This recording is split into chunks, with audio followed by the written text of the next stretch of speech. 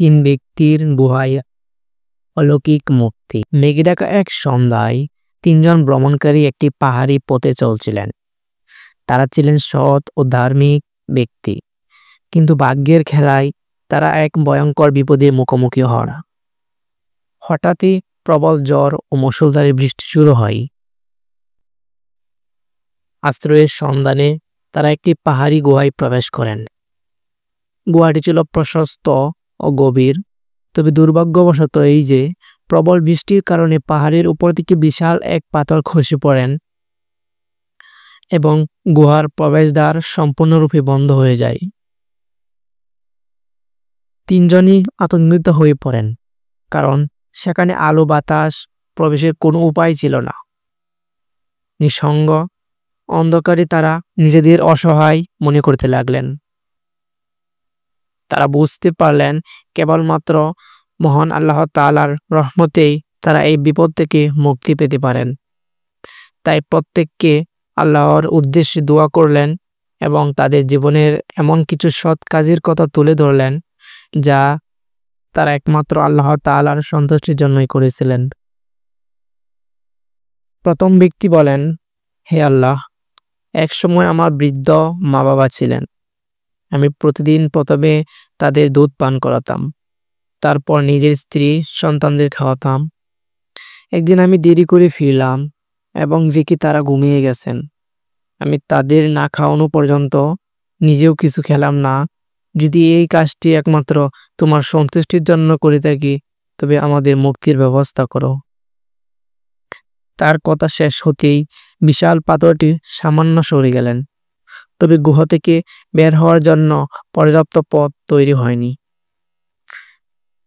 অতঃপর দ্বিতীয় ব্যক্তি বলেন, হে আল্লাহ, আমি এক মহিলাকে খুব ভালোবাসতাম, কিন্তু সে আমাকে ভয় করত এবং আমার কাছে আসতে চাইতো না। একদিন সে অত্যন্ত দরিদ্রের কারণে আমার কাছে সাহায্য চাইতে এলো। আমি তাকে অর্থ দিলাম, তবে একটি শর্ত রেখেছিলাম। যখন সে আমার কাছে আসতে রাজি হলো, তখন তার চোখে কান্না দেখতে পেলাম। সে বলল, আল্লাহকে ভয় করো। আমি তখন লজ্জিত হয়ে বিনা শর্তে তাকে ছেড়ে দিলাম। যদি আমি এই কাজটি তোমার সন্তুষ্টির জন্য করে থাকি, তবে তুমি আমাদের মুক্তির ব্যবস্থা করো। এই প্রার্থনার পর গুহার মুখের পাথর আরো কিছুটা সরে গেল। তবুও তারা বের হওয়ার কোনো রাস্তা তৈরি হয়নি। অর্থাৎ যেটুকু রাস্তা তৈরি হয়েছে তা দিয়ে তারা বের হতে পারবে না। তারপর তৃতীয় ব্যক্তি বলেন, হে আল্লাহ, একবার আমি এক ব্যক্তিকে শ্রমের বিনিময়ে মজুরি দেওয়ার জন্য ডেকেছিলাম, কিন্তু সে না নিয়ে চলে যায়। আমি তার অর্থকে ব্যবসায় বিনিয়োগ করি এবং তা থেকে প্রচুর মুনাফা হয়। দীর্ঘদিন পর সে ফিরে এলে আমি তার সম্পূর্ণ অর্থসহ মুনাফা তাকে ফিরিয়ে দিই। যদি এই কাজটি একমাত্র তোমার সন্তুষ্টির জন্য করে থাকি, তবে আমাদের মুক্তির ব্যবস্থা করো।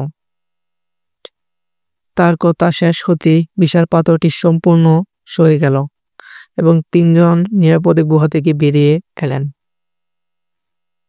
তারা মহান আল্লাহর প্রতি কৃতজ্ঞতা করলেন, যিনি তাদের দোয়া কবুল করে মুক্তি দান করলেন।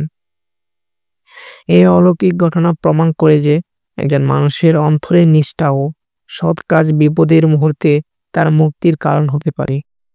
সৎ নৈতিক কাজের গুরুত্ব। কোনো মানুষ যদি একমাত্র আল্লাহর সন্তুষ্টির জন্য ভালো কাজ করে, তবে তার দুনিয়া ও আখিরাতে কল্যাণ বয়ে আনে। আল্লাহর প্রতি নির্ভরতা। কঠিন পরিস্থিতিতে মানুষের একমাত্র ভরসা আল্লাহ। তিনি চাইলে যে কোনো বিপদ থেকে মুক্তি দিতে পারেন। মা বাবার প্রতি দায়িত্বশীলতা। মা বাবার প্রতি সম্মান ও যত্ন নেওয়া বড় নেক আমল, যা দুনিয়া ও আখিরাতে কল্যাণ বয়ে আনে। কোনো গুনাহর সুযোগ থাকা সত্ত্বেও আল্লাহকে ভয় করে যদি কেউ তা থেকে বিরত থাকে, কিংবা আল্লাহ তাকে পুরস্কৃত করে। অন্যের সম্পদ ন্যায্যভাবে ফিরিয়ে দেওয়া ও আমানতের খেয়ানত না করাই প্রকৃত ন্যায়পরায়ণতার পরিচয়। আল্লাহর কাছে খালেস অন্তরে দোয়া করলে তিনি তা কবুল করেন এবং অসাধ্যকে সাধন করেন। সুবহানাল্লাহ।